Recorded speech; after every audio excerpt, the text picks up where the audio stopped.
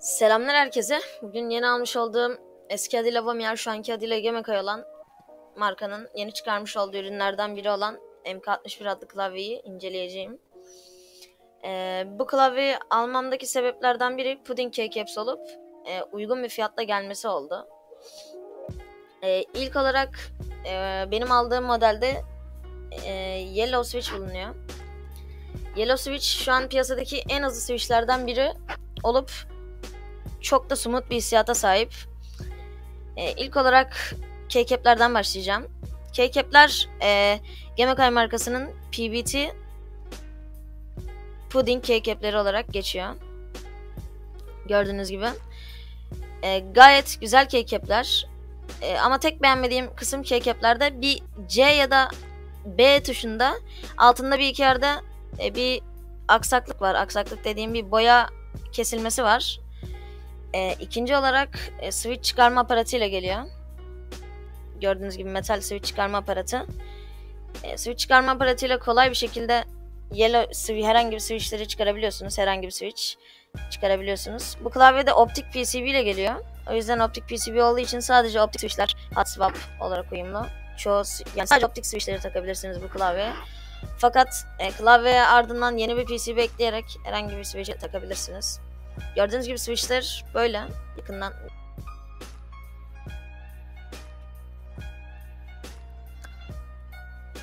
35 gram actuation force, 1.1 mm actuation travel ve 4 mm'de total travel var.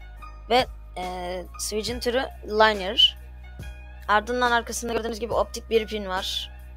Yani sadece optik PCB'lere uygun bir pin şekli. Ben bu switch'i çok beğendim açıkçası. Normal Yetrin Yellow'da denedim bir ara. Optik Yellow'lar yine bir tık daha az smooth ama daha hızlı olduğu için benim daha çok hoşuma gitti. Ürün yanında Blue ve Brown switch ile geliyor bu arada. Ben Blue switch'i kaybettim. Lübliyordum en son. Kaybettim onu. Gördüğünüz gibi bu optik PCB. Şöyle biraz daha yakından gösteriyorum. Optik PCB. Ben bu klavyeyi kaç aydır kullanıyorum? 3 aydır falan kullanıyorum. Biraz geç attım videoyu uzun kullanım testi olsun diye. Gördüğünüz gibi switch'i de tekrar böyle takabiliyoruz. Kolay bir şekilde. Tekrar tabii ki çalışıyor. Ardından bu klavyede bahsedebileceğim şeylerden biri Type-C girişli kablosu ve örgü bir kabloya sahip. Şimdi stabilizerlere geçeyim.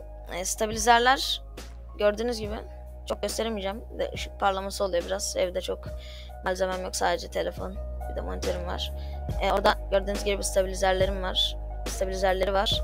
Stabilizerlerini çok beğendim ben. MK61'de çoğu klavyedeki stabilizerlerden daha iyi. Ve stabilizerler Prelude olarak geliyor. Gördüğünüz gibi. Şimdi stabilizer testinde de sallanma falan olmuyor. Yani çok az oluyor fakat o görülecek ve çok hissedilecek bir şey değil.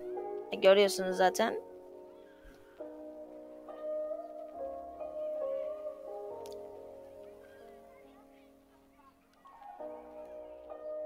Evet.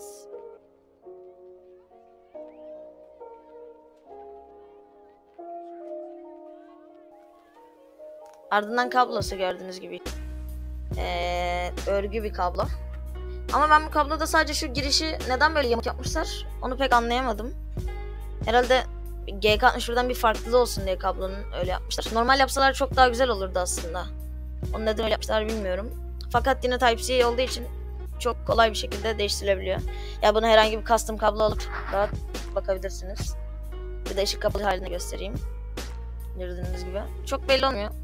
Ama ben yine göstereyim dedim. Ardından gösterebileceğim şey kasası olacak. Gördüğünüz gibi kasası plastik bir kasa. Sert plastik. Yanlarda G61'de daha smooth bir geçiş varken bunda biraz daha sert bir geçiş var. Onu nasıl anlatabilirim bilmiyorum. Kasası çok sağlam. Oynama falan yok. Plastik ama çok sağlam bir kasası var. Esneme testi yapalım. Esneme testinde de gram esnemiyor. Çok beğendim kasasını. Yani üzerine optik PCB takıp bir tane mesela Holy Panda Touchscreen gibi switchler takılabilir. Burası gördüğünüz gibi yanları daha keskin geçişler var. Solda da yine aynı şekilde olacak. 4 köşede de aynı. Mesela altında kaymaz petlere geçelim. Kaymaz petler gram kaydırmıyor. Kaymaz petleri de çok sevdim. Yine kaydırıyor fakat çoğu kaymaz petlerden iyi denilir bu da. Benim eski klavyemde mesela bir tane membran klavyeydi. Onda da bunlardan vardı fakat çok fazla kayıyordu. Yine çok saçma bir örnek oldu ama yine gösterilebilir. Gördüğünüz gibi kayması da böyle. Yani ben klavyeyi 90 derece çevirip tutuyorum. Mesela bir de çok ara sıra hareket falan ettiriyorum. Çok zor kayıyor. O çok iyi bir şey oldu benim için. Ve gördüğün kasası 60 klavyeli. 60 bir klavye. O yüzden taşıması falan çok kolay. Şimdi RGB'ye geçelim. Gördüğünüz gibi RGB'de ilk başta böyle bir moddan başladım.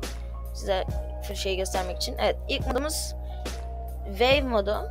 Sumu çok güzel pastel renklerle oluşan bir Wave modu. Gördüğünüz gibi.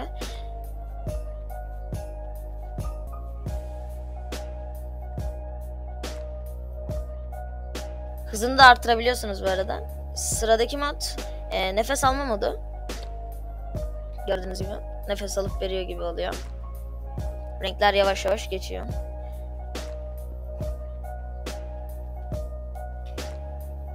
Bir dahaki modda onun nefes almadan modu, direkt renkler yavaş yavaş geçiş yapıyor. Gördüğünüz gibi. Bir dahaki modda bu yıldız modu efekti diyebiliyorum ama yani yanlış olabilir. Böyle her harfte, her şeyde, rakamda böyle şeyler oluyor. Sıradaki modumuz, bu modu gram bilmiyorum, hiçbir şey anlamadım bu moddan ama çok güzel bir mod. Çoğunlukla bunu kullanıyorum.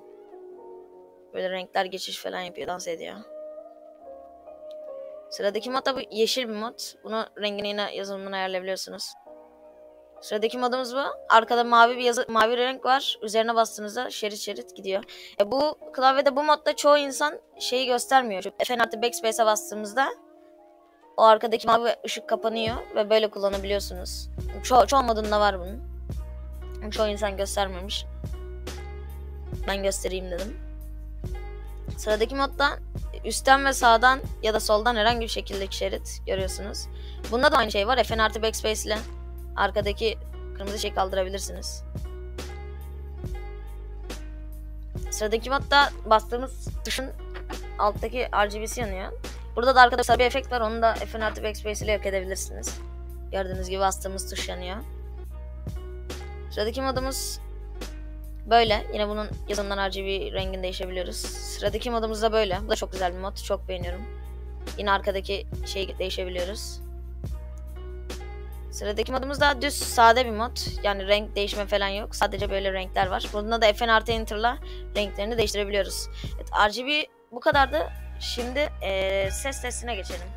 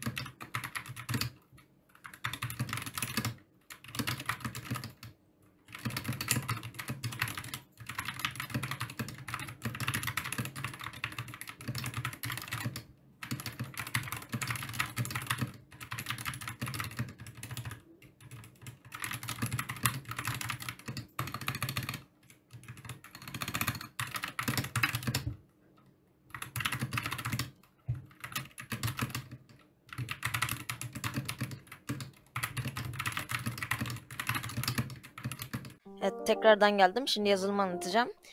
İlk başta MK61 klavyesinin yazılımında böyle bir ana ekranla karşılıyor bizi.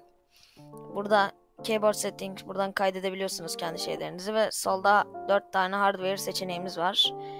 MK61 almamalarının sebeplerinden biri de 125 Hz olmasıydı fakat yazılımdan onu 1000 Hz'e çekebiliyoruz.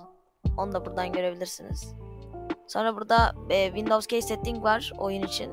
Ona bastığınızda Ona bastığınızda Windows K'ye bir daha tıklayamıyorsunuz. Bunu açarsanız tekrardan tıklayabilirsiniz. Bunu Fn artı Windows'ta da yapabilirsiniz kısa yol alarak. Fakat yazılımdan daha kolay olur. Yani aynı kolaylıkta olur. Sonra burada gördüğünüz gibi 4 tane hardware settiğiniz var. 4 tane yazılım yapabiliyorsunuz ve şimdi Lightning Settings'e geldik. Lightning Settings'te ilk efektimiz Wave, fakat önceki gibi pastel efektler değil. Şu zaten görüyorsunuz, şu sağ üstte bir yer var. Daha çok tam efektler, tam renkler gözüküyor.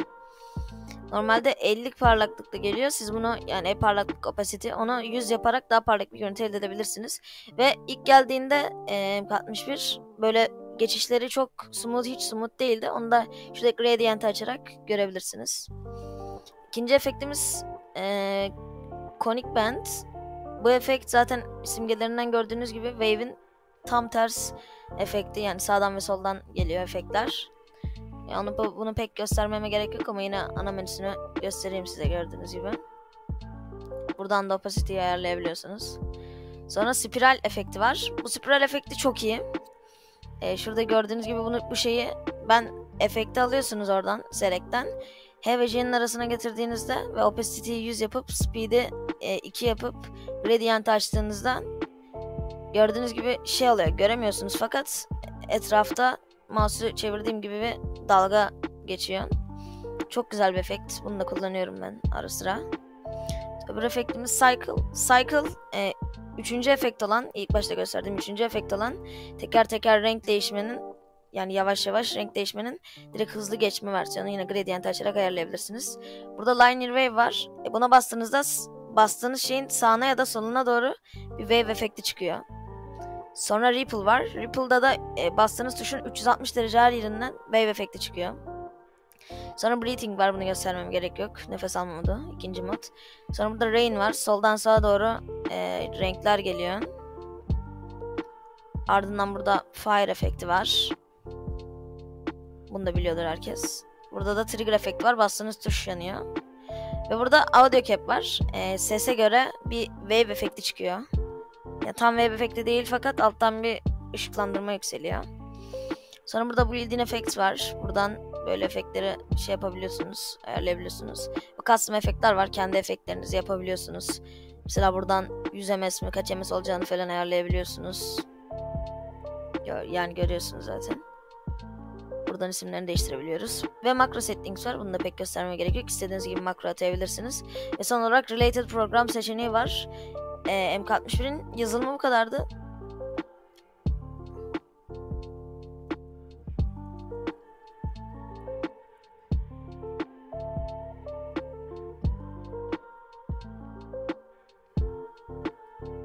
MK61'in yazılımı bu kadardı. Bir dahaki videolarda görüşmek üzere. Hoşça kalın.